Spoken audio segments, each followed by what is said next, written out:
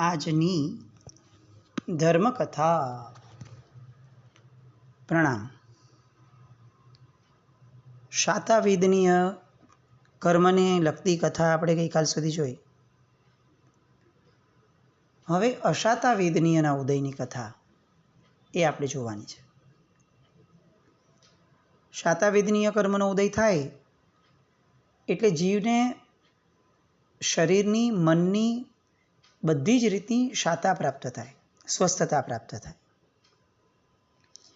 અશાતાવેદનીય કર્મનો ઉદય થાય ત્યારે શારીરિક, માનસિક બધી રીતની અશાતા અચાનક ઊભી થાય. આપણે આ દ્રષ્ટાંત દ્વારા એ જોવાનું છે કે આવી અશાતાવેદનીયની જે સ્થિતિ છે એનો બંધ કઈ રીતે થાય. એવું શું કરીએ કે જેના કારણે આવું અશાતાવેદનીય કર્મ બાંધવું પડે અને ઉદયમાં ભોગવવું પડે.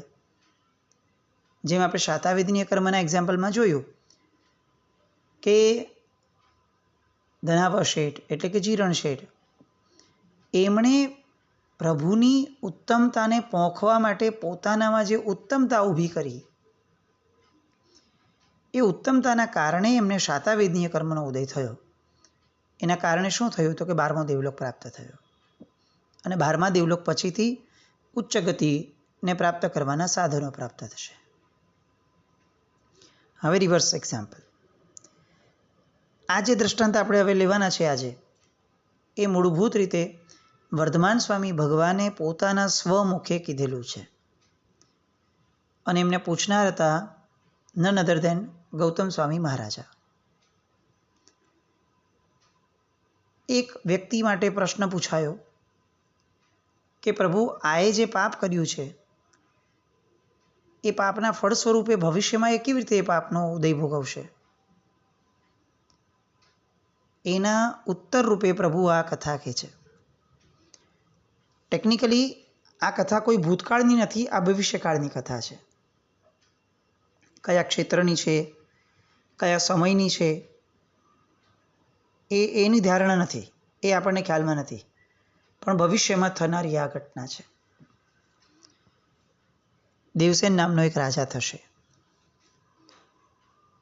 એ દેવસેન નામનો રાજા એ શતદ્વાર નગરના સન્મૂર્તિ રાજા અને ભદ્રા રાણી એનો દીકરો હશે. આ રાજાને સેનાપતિ તરીકે બે વ્યક્તિઓ મળશે, પૂર્ણભદ્ર અને માણિભદ્ર. આ માણિભદ્ર અને પૂર્ણભદ્ર જે છે એ પૂર્વભવના દેવો હશે, એટલે કે દેવગતિમાંથી એ લોકો મનુષ્ય થશે અને મનુષ્ય થઈ અને આ દેવસેન નામના રાજાની ઋણાનુબંધની ધારાના કારણે એના સેનાપતિ થશે. આ દેવસેન જે છે એની રિદ્ધિ સમૃદ્ધિ બહુ જોરદાર હશે. 4 દાંતવાળા શ્વેતવર્ણના ગજરાજ ઉપર એ નગરમાં ફરવા નીકળશે. એનું એક નામ વિમલ વાહન પણ થશે. આ એક વિમલ વાહન રાજા ભવિષ્યમાં કયા ક્ષેત્રમાં થવાના છે એની ધારણા નથી, એ ખ્યાલમાં નથી. હવે મૂળ વાત.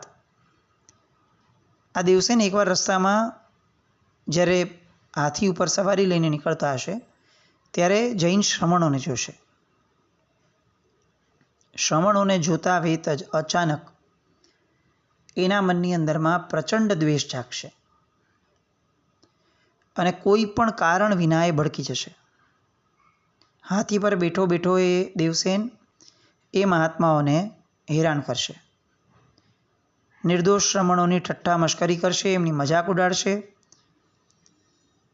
અને સમય જતાં આ મહાત્માઓને નગરની એક પણ વ્યક્તિ ગોચરી ન વરાવે એવો કડક આદેશ બહાર પાડશે. એ ઉપરાંત એ પોતાના સૈનિકોને કહી દેશે કે જો કોઈએ પણ આ મહાત્માઓના એક પણ વસ્ત્રો વગેરે કોઈનું પણ દાન કર્યું છે તો એને બક્ષવામાં નહીં આવે. એ મહાત્મા આગળ જે ઉપકરણ હશે મહાત્માઓ પાસે એ પણ છીનવી લેશે, એમના વસ્ત્રો પણ ખેંચી લેશે. આવી રીતે બહુ ભયંકર સ્થિતિની અંદરમાં એ પોતાના નગરમાં રહેલા સાધુ ભગવંતોને, સાધુ સાધ્વી જે ભગવંતોને એ રાખશે. કેટલાક મુનિઓ આગળ વધતા એ દોરડાથી બાંધશે, પોતાના હાથીની કે ઘોડાની પાછળ ઢસડશે.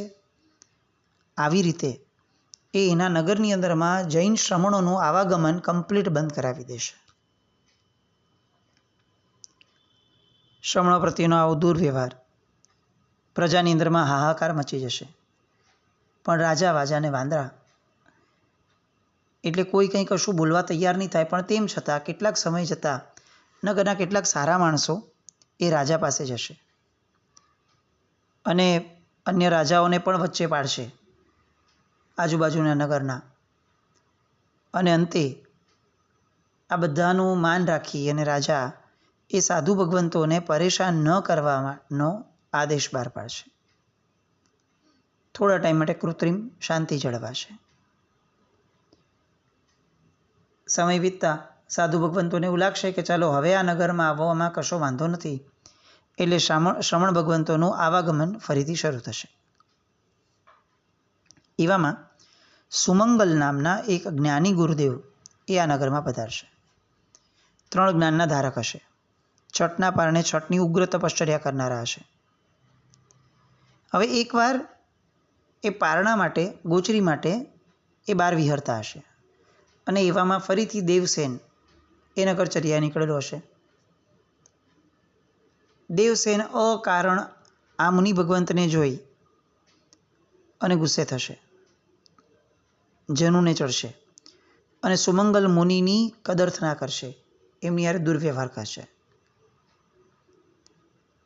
એ સમયે તો મુનિ ભગવંત પોતે વયા જશે પોતાના સ્થાને. પણ પછીથી જ્યારે એકવાર એ સૂર્યની આતાપના લેતા હશે ત્યારે દેવસેન પોતાના રથની નીચે એને કચડી નાખવા માટે રથથી ધક્કો મારી અને એમને પછાડશે.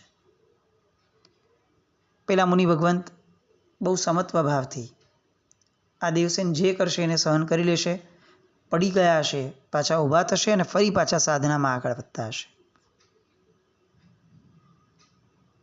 દેવસેન માટે આ અહંકાર છંછેડવા જેવું થશે. એટલે રથ ફરીથી પાછો લાવશે અને બમણા વગે રથ દોડાવશે અને મુનિને અડફેટે લેશે. એ વખતે આ સુમંગલ મુનિ એ પોતાનું અવધિ જ્ઞાનનો ઉપયોગ મૂકશે કે અકારણ આ માણસ મને હેરાન કેમ કરી રહ્યો છે? શું એની હારે મારો કોઈ પૂર્વભાવનો વેર છે? અવધિ જ્ઞાનના પ્રકાશમાં સુમંગલ મુનિ આ દેવસેનને ઓળખી જશે અને એમના મુખમાંથી શબ્દ નીકળશે કે અરે તું અહીં છે? સારી રીતે ઓળખ્યો તો ને? તું તો તીર્થંકર વર્ધમાન કુમારની ઘોર આશાતના કરનારો, ઉપકારી ઉપર અપકાર કરનારો, સુનક્ષત્ર અને સર્વાનુભૂતિ મુનિ જેવા ભોળિયા મુનિઓની ઉપર તેજોલેશિયા ફેંકીને એમને હણનારો, સ્વભાવે અળવિતરો અને વ્યવહારથી મહાપાપી એવો ગોશાળો. આવું એ બોલશે. આ વાત વર્ધમાન સ્વામી ભગવાન ગૌતમ સ્વામી મહારાજા જ્યારે પૂછે છે કે પ્રભુ આ ગૌશાળાને સમ્યક દર્શન પ્રાપ્ત થયું એની અંતિમ ઘડીઓમાં એવું જે આપે કહ્યું છે, તો પ્રભુ હવે આની ભવિષ્યની ગતિઓ શું થશે? તો એ ગૌશાળાની ભવિષ્યની ગતિઓમાંની એક ભવની વાત પ્રભુ અહીંયા કરે છે. સુમંગલ મુનિ એને ઉદ્દેશીને કહેશે કે તું તો ગોશાળો, મહાપાપી એનો જીવ છે. પેલો સાંભળતો હશે દેવસેન, એટલે મુનિ આગળ વધારીને કહેશે કે તારા કાળા કામોની યાદી એટલી લાંબી છે કે એ બોલી અને હું મારી જીભને અપવિત્ર કરવા નથી માંગતો, પણ તેમ છતાં હું તને હિત શિક્ષાના 2 વચન આપું છું. જો પહેલાં પણ તે ભયંકર પાપો કર્યા છે. મને તારો હિત ચિંતક સમજી અને મારી વાત માની લે.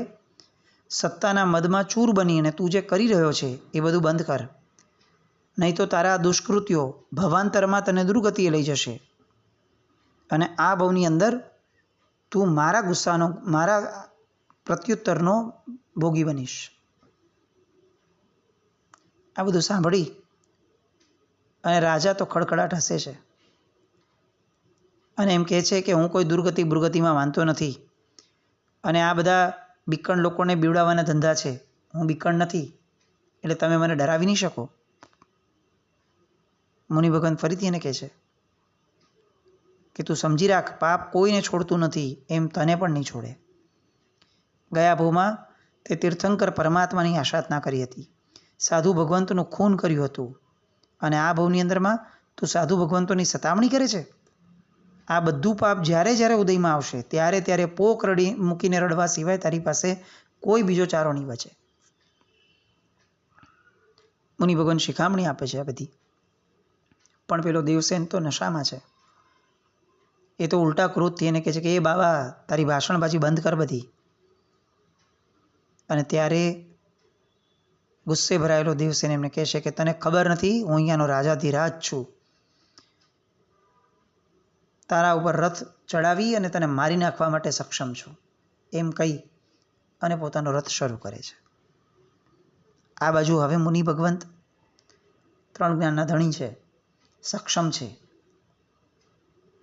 એટલે મુનિ ભગવંત સમજે છે કે આ માણસ એ જેટલો અત્યારે એને ચડાવવામાં, એને સ્પેર કરવામાં આવશે, એને બચાવવામાં આવશે, એટલું એ ભવિષ્યમાં બીજાનું તો નુકસાન કરશે જ, પોતાના આત્માનું પણ એટલું જ નુકસાન કરશે. એટલે એને છેલ્લી તક આપે છે કે તું શાનમાં સમજી જાય તો સારું, નહીં તો પરિણામ જરા પણ સારું નહીં આવે. અને પેલો દેવસેન કહે છે કે તું મને ધમકી આપે છે? અરે મારો એક અવાજ થશે ને તો મારા સૈનિકો તારા ચામડા ઉધાડી લેશે. ત્યારે મુનિ ભગવંત હવે પોતાના આપામાંથી બહાર નીકળી જશે અને કહે છે કે હું તને ધમકી નથી આપતો, પણ તું યાદ રાખજે કે હું તીર્થંકર વર્ધમાન જેવો ક્ષમાશીલ કે પેલા મહામુનિઓ જેવો સીધો સાધો ભગવાનનો માણસ નથી. એટલે તું મારી ઝપાટે આવવાનું રહેવા દેજે. સંતોને સતાવવાના તારા કારસ્તાનો વહેલી તકે બંધ કર, નહીં તો. અને ત્યારે રાજા ફરીથી એમ કહે છે કે જા જા, હવે તારા જેવા 1000 બાવાઓને હું ભગાડી ચૂક્યો છું, નહીં તો એટલે શું, આજ સુધી મારું કોઈ કાંઈ ઉખાડી નથી શક્યું. એમ કહી અને દેવસેન બમણા જોરથી મુનિ ઉપર રથ ચલાવવા માટે આગળ ચાલશે. અને એ સમયે આ સુમંગલ મુનિ ના છૂટકે બધી જ વાતો કર્યા છતાં પણ સામો માણસ સમજતો નથી અને એમના પ્રાણ હણવા આવે છે. એ તો હજી એકવાર ઠીક હતું, પણ મૂળમાં એ આવી રીતે જો જીવશે તો બીજા અનેક મુનિ ભગવંતોને હેરાન કરશે અને એના જીવનના કારણે ધર્મ એ ઘણી મુશ્કેલીમાં મુકાશે. એ બધી જ વિચારણાના કારણે સુમંગલ મુનિ એની ઉપર તેજોલેશ્યાનો ઉપયોગ કરશે અને દેવસેન બળી અને ભસ્મ થઈ જશે. આગની ભડભડતી જ્વાળાઓમાં લપેટાયેલો દેવસેન ચીસાચીસ કરતો મરણને શરણ થશે અને ત્યાંથી સીધો 7મી નરકમાં પ્રયાણ કરશે. આ દેવસેન એટલે ગૌશાળાનો જીવ. ગૌતમ સ્વામી મહારાજ આખી કથા સાંભળે છે, કરુણા ઉપજે છે. પોતે 3 જ્ઞાનના ધણી હતા. આમ તો 50,000 કેવલીઓના શિષ્ય ગુરુ હતા, પણ એ 50,000ના ગુરુ પછી હતા પેલા પ્રભુના શિષ્ય હતા. અને એટલે પ્રભુ પાસે બહુ કરુણ સ્વરે એ વિનંતી કરે છે કે પ્રભુ, શું આનો કોઈ ઉદ્ધાર નહીં થાય ગૌશાળાના આત્માનો? અને ત્યારે પ્રભુ ગૌતમ સ્વામી મહારાજને સમાધાન આપતા કહે છે કે ઉદ્ધાર થશે, જરૂર થશે, પણ એ પહેલાં ગૌશાળકના આત્માએ સંસારમાં ઘણા ઘણા ઘણા આકરા દુઃખ વેઠવા પડશે.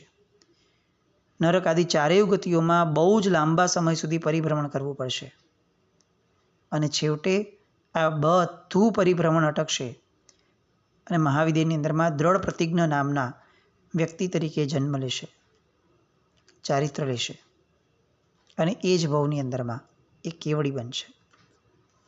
પણ ત્યાં સુધી એણે જે તીર્થંકર ભગવંતની આરાધના કરી છે, મુનિ ભગવંતોની આરાધના કરી છે, ધર્મની આરાધના કરી છે, એ બધાના કારણે બહુ જ લાંબા સમય સુધી એ 4 ગતિઓમાં રખડશે, પરિભ્રમણ કરશે અને સૌથી મુખ્ય વાત કે એ એના સૌથી મહત્તમ ભવોની અંદરમાં બળીને મરશે.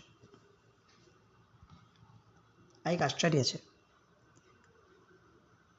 કોઈ એક વ્યક્તિના ભવ વધે એ સમજી શકાય, પણ એ વ્યક્તિ એના મહત્તમ ભવોની અંદરમાં, પછી એ મનુષ્ય હોય કે એકેન્દ્રિય હોય કે બે ઇન્દ્રિય હોય, પણ એ મરશે કેવી રીતે? તો કે બળીને મરશે, સળગી જશે. કોઈ એને સળગાવશે ને પછી એ કમોતે મરશે. આટલા બધા ભવ? તો કે હા, આટલા બધા ભવ. કેમ એવું? તો કે એને તીર્થંકરની ઉપર તેજોલેશિયા છોડી હતી. આ કેવું ભયંકર પાપ છે! ઉત્તમ તત્વો પ્રત્યે જ્યારે આપણે એમને અશાતા થાય એવું એક કાર્ય પણ કરીએ છીએ, ત્યારે આપણો એક ભવ બગડે છે એવું નહીં, આપણી આખી ને આખી ભવ પરંપરા બગડે છે. અને બગડે છે એવું નહીં. તમે જુઓ, ગોશાળાએ ભગવાન ઉપર તેજોલેશિયા છોડી, તેજોલેશિયા તો પાછી ફરી ગઈ, પ્રભુને કંઈ કર્યું ન હતું. પ્રભુ બળી ગયા હતા કે એવું નહોતું થયું, પણ તેમ છતાં ઉત્તમ તત્વ પ્રત્યે એમને બાળવાનો ભાવ ઊભો કરી અને એણે જે દ્રવ્યથી પણ બાળવા માટેની ચેષ્ટા કરી, એટલા માત્રથી એક બે નહીં, 1000 લાખ નહીં, એ જેટલા ભવો ભટકશે એમાંના મહત્તમ ભવો, લાખો ભવોની અંદરમાં, લાખો તો બહુ કદાચ નાનો શબ્દ છે અને અસંખ્ય થોડો વધારે મોટો શબ્દ છે, પણ એટલા મહત્તમ ભવોની અંદરમાં આ ગોશાળો બળીને મરશે. ઉત્તમ તત્વોને અશાતા પહોંચાડનાર માણસ એ ક્યારેય શાતા નહીં પામી શકે. આ અશાતા વેદનીય કર્મની વાત પંડિત વીર વિજયજી મહારાજા એ આપણને ચેતવતા કહે છે કે ઉત્તમ તત્વો પ્રત્યે ક્યારેય અશાતાનો ભાવ ન કરતા. આપણને એવું લાગે કે અશાતા એટલે શું? તો કે આવી રીતે કોઈને બાળવાનો વિચાર, કોઈને મારવાનો વિચાર, કોઈને દુઃખી કે બીમાર કરવાનો વિચાર. અશાતાની વ્યાખ્યા આટલે અટકતી નથી. આપણા મનથી આપણે કોઈ પણ ઉત્તમ પાત્ર માટે નબળો વિચાર જ્યારે કરીએ છીએ, એ તો આવો જ છે, આ જ વસ્તુને લાયક હતો, આવું કરે તો આવું ભોગવે, એમાં શું, આપણે શું, એને કર્યું છે તો ભોગવશે. આ રીતની નિષ્ઠુર વાતો જ્યારે આપણે ઉત્તમ તત્વો પ્રત્યે કરીએ છીએ, ત્યારે આપણે આપણી ભવ પરંપરા માટે અશાતા વેદનીય કર્મ બાંધીએ છીએ. ગોશાળાએ તો પ્રેક્ટિકલી તેજોલેશિયા છોડી હતી. આપણે આપણા જીવન પ્રત્યે ડોક્યું કરીએ તો આપણને ખ્યાલ આવે કે આપણે પ્રેક્ટિકલી કદાચ કોઈ પર તેજોલેશિયા નથી છોડતા, પણ આપણે ઈર્ષ્યાની આગ, આપણા અજ્ઞાનની આગ, આપણી કશાયની આગ, ક્રોધની આગ, આ બધી આગ કોઈની ગેરહાજરીમાં એની પર છોડવામાં આપણને કોઈ સંકોચ કે શરમ નથી નડતી. કોઈની પાછળ એની માટે ગમે તે બોલવું એ આપણી પોતાની તાસીર થઈ ગઈ છે. મૂળભૂત રીતે સજ્જનતા એ છે કે કોઈ માણસની ગેરહાજરીમાં પણ એવો શબ્દ ન બોલવો કે જે એની હાજરીમાં ન બોલી શકાય. જે વાત આપણે કોઈને મોઢે નથી કહેતા, એ વાત એની પાછળ પણ ન ઉચ્ચારાય. જો એની પાછળ આવી વાત ઉચ્ચારીએ તો એ પણ અશાતા વેદનીય કર્મનો બંધ કરાવે. આવી અશાતા વેદનીયની વાતો, આ વાતોના આધારે આપણે એટલું સમજીએ કે આપણા જીવનની અંદરમાંથી કોઈ પણ ભોગે ઉત્તમ તત્વોની આશાતના એ તો કાઢીએ જ કાઢીએ. કારણ કે જેટલું તત્વ ઊંચું છે એટલી એની આશાતનાનું ફળ એ મોટું મળશે. વેદનીય કર્મ સંબંધિત આ બે વાતો થઈ.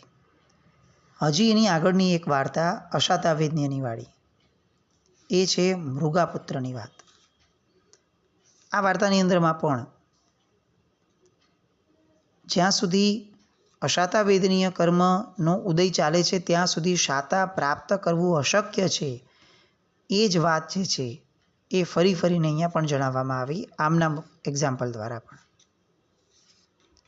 આ મૃગપુત્ર કોણ હતા?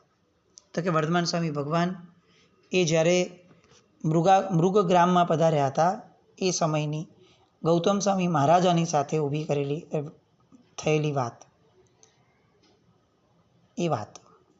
એ વાતના ઊંડાણમાં પણ આપણે આવતીકાલે જશું અને આ બધી વાતો સમજશું કે પેલો મૃગાપુત્ર એ કઈ રીતે અશાતા વેદનીયના ઉદયને ભોગવે છે અને કયા પાપના કારણે.